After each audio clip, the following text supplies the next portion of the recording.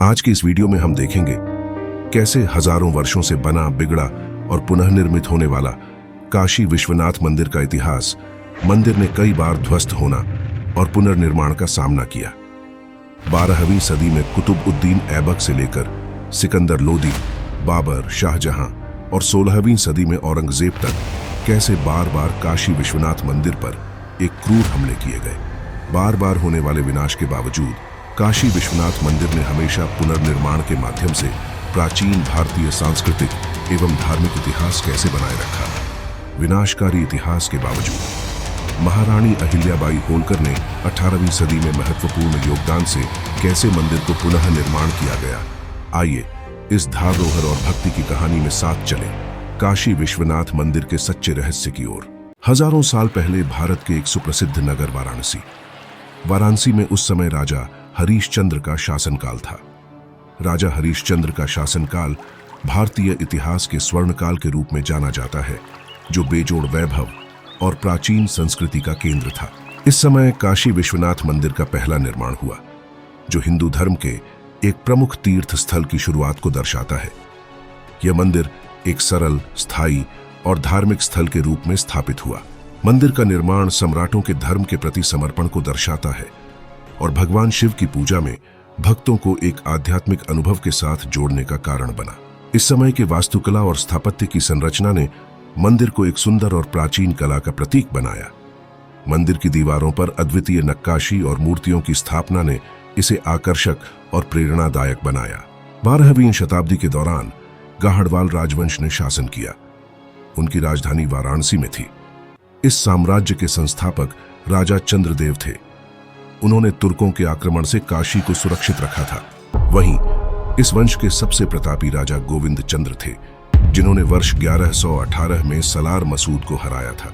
उसके बाद में वर्ष 1193 में शिहाबुद्दीन उर्फ मोहम्मद गौरी ने कन्नौज पर हमले का प्रयास किया, लेकिन गाहड़वाल सेना से हुई इन झड़पों में गौरी हार गया। उसने फिर से एक संगठित सेना के साथ हमला करने की साजिश रची। वर्ष 1194 में मुस्लिम सल्तनत के संस्थापक कुतुबउद्दीन ऐबक और मोहम्मद गौरी ने भारतीय सुप्रसिद्ध नगर वाराणसी पर एक क्रूर हमले की साजिश रची। इस हमले का एक प्रमुख लक्ष्य था काशी विश्वनाथ मंदिर को नष्ट करना और इसकी जगह एक मुस्लिम स्थल ज्ञानवापी मस्जिद बनाना था। क्योंकि वाराणसी एक प्राचीन हिंदू तीर्थ स्थल था और काशी विश्वनाथ मंदिर इसका धार्मिक और सांस्कृतिक हृदय था। कुतुबउद्दीन ऐबक और मोहम्मद गौरी का गाहड़वाल वंश के राजा जयचंद के साथ फिरोजाबाद के समीप चंदावर में युद्ध हुआ, जिसमें जयचंद पराजित हो गए और उन्हें मार डाला गया। इसके बाद इन तुर्कों ने बनारस तक जाकर लूटपाट मचाई। यहां करीब 1000 मंदिरों को ध्वस्त कर दिया, जिसमें विश्वनाथ मंदिर शामिल था, और कुछ जगहों पर मस्जिदें बना दी। इसके बाद करीब 50 साल तक ये मंदिर ऐसे ही जीर्ण शीर्ण अवस्था में पड़े रहे। वर्ष 1206 में गौरी की मृत्यु के बाद कुतुबउद्दीन ऐबक दिल्ली का सुल्तान बन गया। 1260 तक काशी पर तुर्कों का कब्जा बना रहा। हालांकि इस बीच हिंदुओं का स्थानीय स्तर पर दबदबा फिर से बन गया था।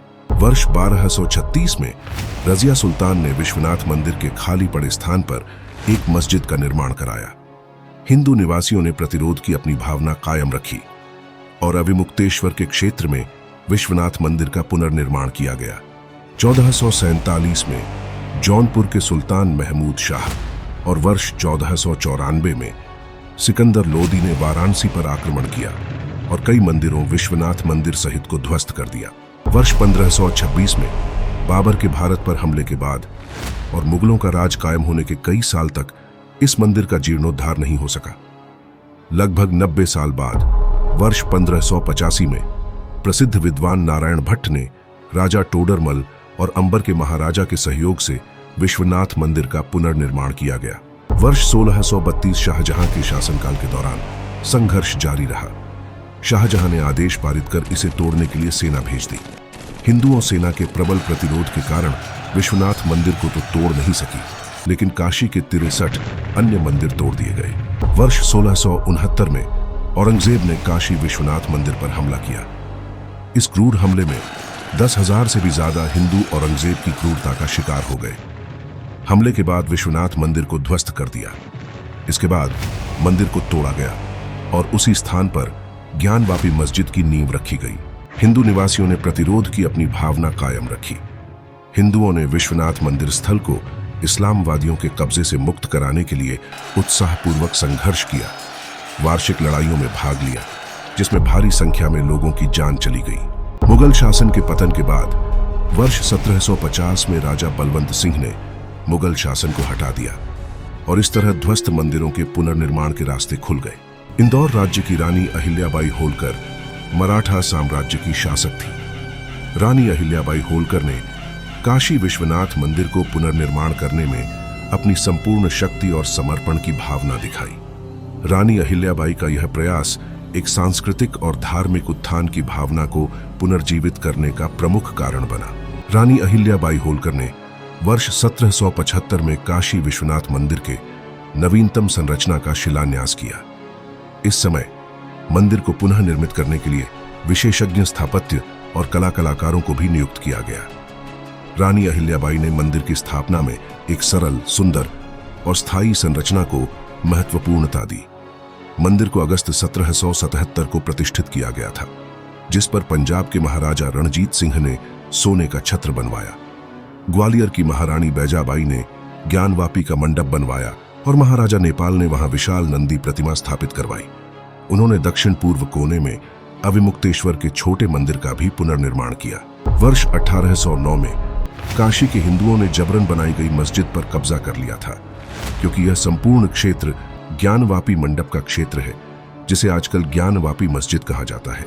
दिसंबर 1810 को बनारस के तत्कालीन जिला दंडाधिकारी मी वॉटसन ने वाइस प्रेसिडेंट इन काउंसिल को एक पत्र लिखकर ज्ञानवापी परिसर हिंदुओं को हमेशा के लिए सौंपने को कहा था, लेकिन यह कभी संभव नहीं हो पाया। वर्ष 1777 में काशी विश्वनाथ मंदिर के निर्माण के करीब 250 साल बाद यहां बड़े बदलाव की नींव पड़ी। 8 मार्च 2019 को प्रधानमंत्री नरेंद्र मोदी ने काशी विश्वनाथ कॉरिडोर प्रोजेक्ट का शिलान्यास किया। विश्वनाथ धाम को 800 करोड़ रुपए से ज्यादा की लागत से बनाया गया है। इसमें श्रद्धालुओं की सुविधाओं का विशेष ध्यान रखा गया है। प्राचीन मंदिर के मूल स्वरूप को बनाए रखते हुए 5,27,000 वर्ग फीट से ज्यादा क्षेत्र को विकसित किया गया है। श्री काशी विश्वनाथ मंदिर का क्षेत्रफल पहले 3,000 वर्ग फीट था। लगभग 400 करोड़ रुपए की लागत से मंदिर के आसपास की 300 से ज्यादा बिल्डिंग को खरीदा गया। इसके बाद 5 लाख वर्ग फीट से ज्यादा जमीन में लगभग 400 करोड़ रुपए से ज्यादा की लागत से निर्माण किया गया। इसमें प्रमुख रूप से गंगा व्यू गैलरी, मणिकर्णिका, जलासेन और ललिता घाट से धाम आने के लिए प्रवेश द्वार और रास्ता बनाने का काम है। गौरतलब है कि धाम के लिए खरीदे गए भवनों को नष्ट करने के दौरान 40 से अधिक मंदिर मिले। उन्हें विश्वनाथ धाम प्रोजेक्ट के तहत नए सिरे से संरक्षित किया गया है। वीडियो देखने के लिए धन्यवाद और हमें आशा है कि आपको वीडियो पसंद आया होगा।